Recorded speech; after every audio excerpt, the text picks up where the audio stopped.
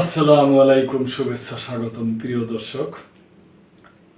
আমাদের বাংলাদেশের সংবাদ আপনারা জানেন যে অনেকগুলা রাজনৈতিক দলই আত্মপ্রকাশ করেছে।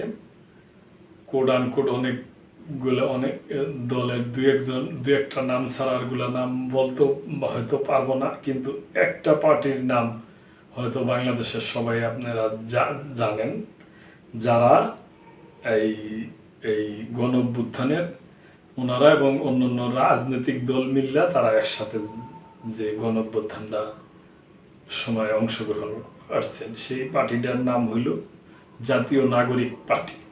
তো ওনারা এখন এই মাসের 1 তারিখ থেকে চলতি মাসের 1 তারিখ থেকে ওনারা কর্মসূচির মধ্যে আছে।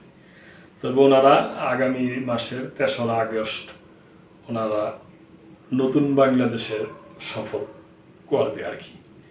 ওই ব্যাপারে এই বাংলাদেশ প্রতিদিন পত্রিকায় এই সংবাদটা আসছে। 3রা আগস্ট নতুন বাংলাদেশের শপথ হবে, নাহিদ ইসলাম বলছে আর কি। প্রিয় দর্শক, জাতীয় নাগরিক পার্টি এনসিপির আহ্বায়ক নাহিদ ইসলাম বলেছেন, জাতীয় নাগরিক পার্টি বাংলাদেশে নতুন রাজনীতির সূচনা ঘটাবে। গণ অভ্যুত্থানকে যারা ব্যর্থ ও এ নিয়ে ষড়যন্ত্র করতে চাচ্ছে তাদের বিরুদ্ধে প্রতিরোধ ও প্রতিহত করব 3রা আগস্ট শহীদ মিনারে। 1 দফার আন্দোলনের ঘোষণা দিয়ে আমরা ফ্যাসিস্ট হাসিনার পতন ঘটিয়েছি, এবার আমরা নতুন বাংলাদেশের ঘোষণা দিই। 3রা আগস্ট ঢাকার শহীদ মিনারে নতুন বাংলাদেশের শপথ হবে।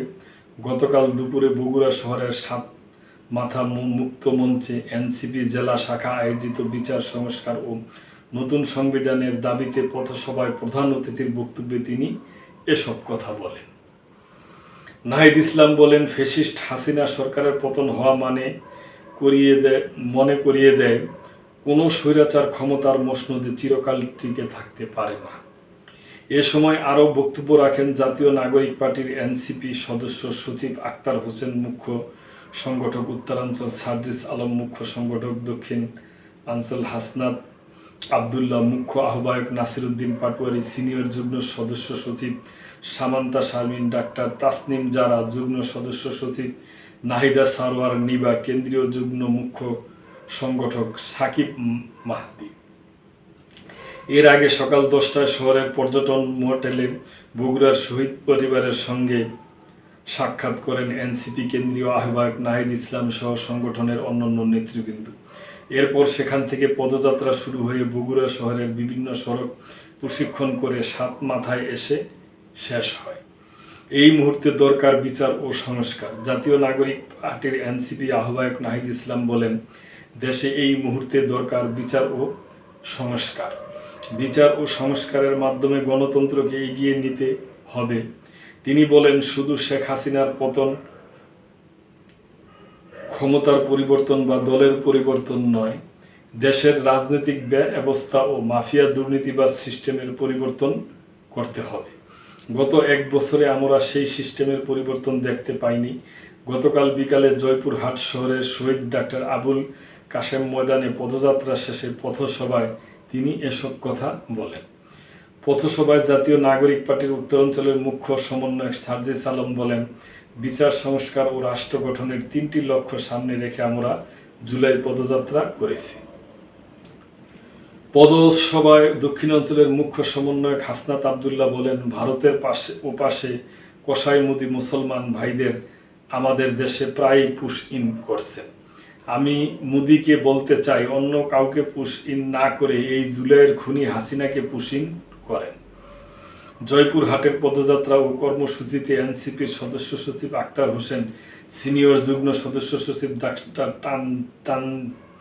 তাসনিম জারা, মুখ্য সমন্বয়ক নাসিরউদ্দিন পাটোয়ারি সহ জেলা ও উপজেলা নেতারা উপস্থিত ছিলেন। তো দর্শক, এখানে মনে করেন আপনারা শুনলেন, আপনাদের যদি কোনো মন্তব্য থাকে অবশ্যই করবেন। আমাদের এই চ্যানেলের পক্ষ থেকে আমরা চাই যে সমস্ত রাজনৈতিক দল মিললে আলাপ আলোচনা কইরা খুবই সুন্দর একটা নির্বাচন যেন বাংলাদেশে হয়। নির্বাচন পরবর্তী জনগণ যাদেরকে ম্যান্ডেট দিবে, যারা জয়যুক্ত হবে, তারাই দেশ চালাবে এবং তাদের সাথে ছায়াসঙ্গী মানে হিসাবে বিরোধী দলগুলা গঠনমূলক সমালোচনা করে দেশটারে এগিয়ে নিয়ে যাবে এবং 5 বছরে আবার এই ইলেকশনের আগে শান্তিপূর্ণভাবে ক্ষমতা হস্তান্তর করে দিবে তত্ত্বাবধায়ক সরকারের কাছে। এই ধরনের নিয়ম কানুন আমরা চাই, আমরা সুখ শান্তি সমৃদ্ধ বাংলাদেশ চাই। প্রিয় দর্শক, আপনাদের যদি কিছু বলার থাকে অবশ্যই কমেন্ট করবেন, লাইক শেয়ার করে সাবস্ক্রাইব করে আমাদের এই চ্যানেলটির সাথে আপনারা থাকবেন। আল্লাহ হাফেজ।